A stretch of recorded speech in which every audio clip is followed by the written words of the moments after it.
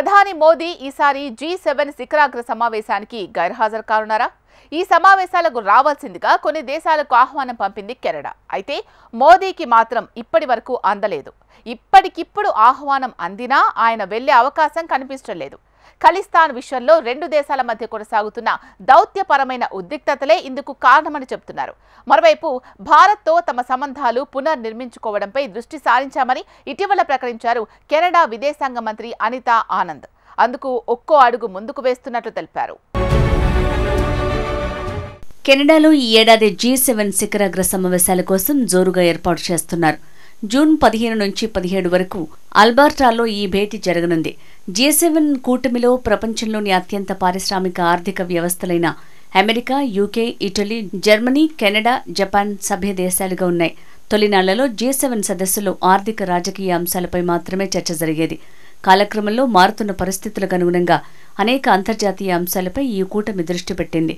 ఇంధనం, భద్రత, వాణిజ్యం, వాతావరణ మార్పులు, అంతర్జాతీయ ఆరోగ్య విషయాలు, లింగ సమానత్వం, పేదరికం వంటి అనేక అంశాలను చర్చిస్తుంది. వీటితో పాటు సంబంధిత ఏడాది అధ్యక్షత వహిస్తున్న దేశం ఏదైనా అంశాన్ని ఎజెండాలో చేర్చితే ఆ విషయంపై కూడా G7 చర్చ జరుపుతుంది. ఈసారి రష్యా ఉక్రెయిన్ యుద్ధం, పశ్చిమాసియా సంక్షోభం వంటి కీలకమైన అంతర్జాతీయ సమాజం ఎదుర్కొంటున్న సవాళ్లపై కూటమిలోని ప్రముఖ పారిశ్రామిక దేశాల నేతలు చర్చించనున్నారు. G7 ఆతిథ్య దేశం కూటమిలో సభ్యులు కాకుండా భారత్ లాంటి ప్రధాన దేశాలకు ఆహ్వానం పంపడం ఆనవాయితీగా వస్తోంది.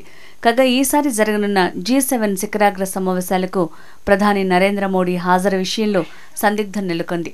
భారతదేశానికి అధికారిక ఆహ్వానం రాకపోవటం లేదా భారత్ హాజరు కావడానికి ఇష్టపడటం లేదని అధికారిక వర్గాలు తెలిపాయి.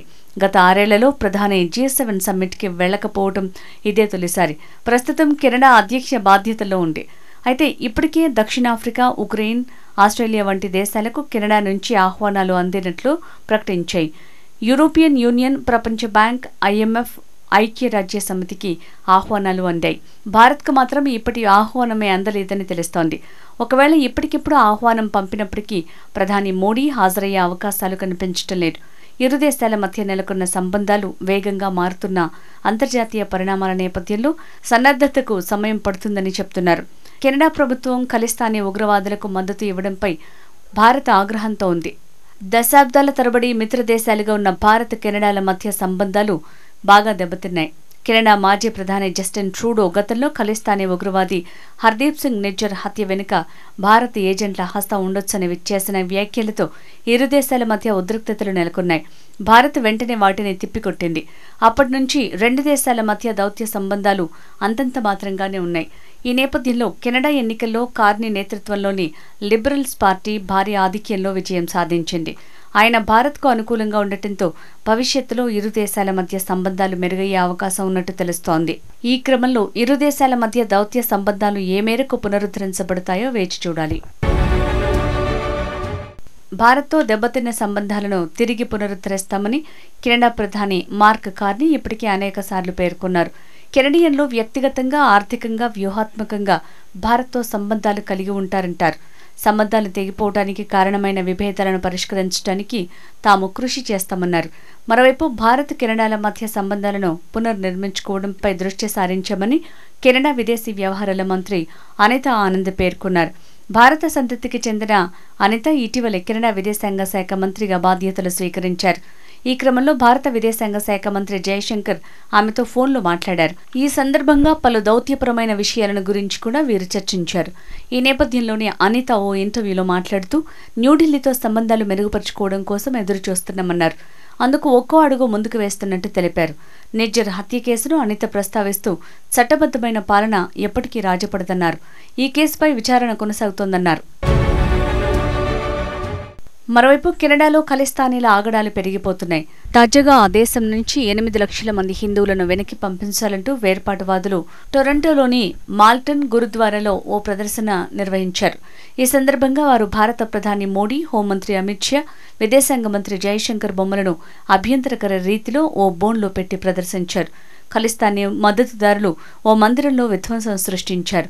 కెనడాలోని హిందూ సమాజానికి చెందిన నాయకుడు షాన్ బిండా ఈ చిత్రాలను పోస్ట్ చేశారు. ఇది భారత ప్రభుత్వంపై చేస్తున్న ఆందోళన కాదు, ఖలిస్తానీ రూపునకు ఉన్న హిందూ వ్యతిరేకత ఇది.